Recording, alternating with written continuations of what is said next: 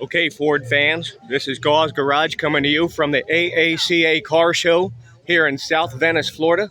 You're looking at a 65 Mustang Fastback that was delivered to Tasca Ford, and my friend Dean Gregson, who is the performance manager of Tasca Ford and the 6970 independent Trans Am driver.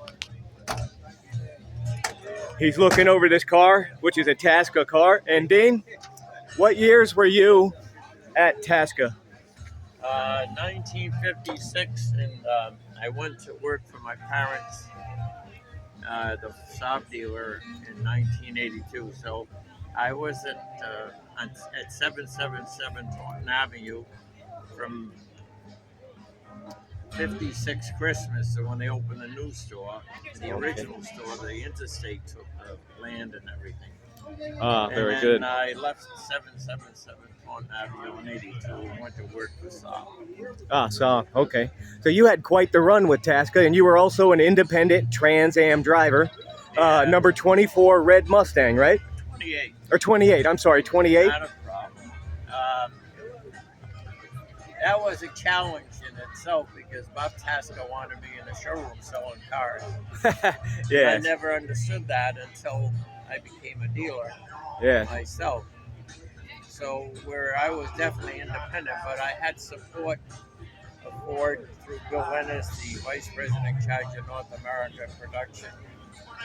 And they supplied me with engine transmissions after the bad accident that happened at Thompson Racetrack, where I rolled the car over 4 or 5 times. That was an accident caused by a gentleman driving a 427 Corvette and didn't understand why I was passing it with a little Mustang.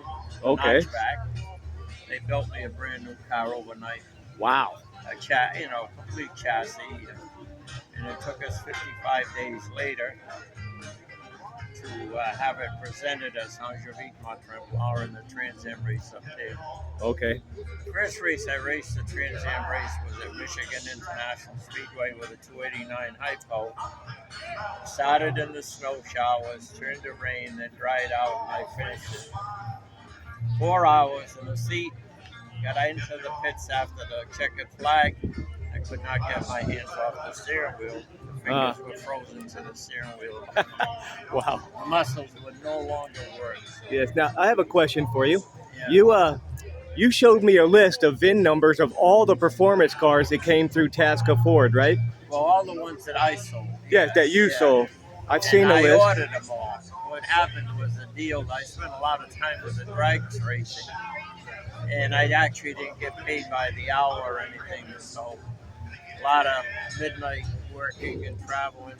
But what happened is I was a commission salesman, and then being the high performance manager, I got a bonus on every car that I ordered, and I got a bonus on every car that was sold. So basically, every car that came in there, out of there, whether it was the Shelby, whatever the high performance car was considered in the Ford line, I got $50 on each.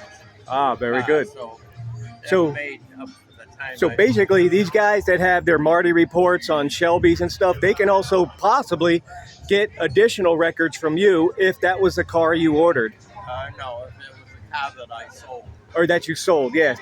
So if anybody owns one of those cars, they could potentially get a record from you. Yeah, in fact, Bobby Jr. called me, I think it was Tuesday afternoon, and some man had sent him a letter, a correspondence in some way, shape, or form on a 429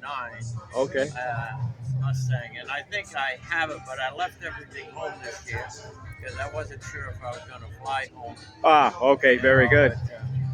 All right, so here... Becoming an antique is not always easy. No doubt. Especially on the Well, here we have Dean Gregson, the performance manager of Tasca Ford, and we have a beautiful example of an actual Tasca Ford delivered 65 Fastback GT. I want to thank you, Dean. Oh, my pleasure. Very much. And that's automotive history, folks. This is Gause Garage. Thank you.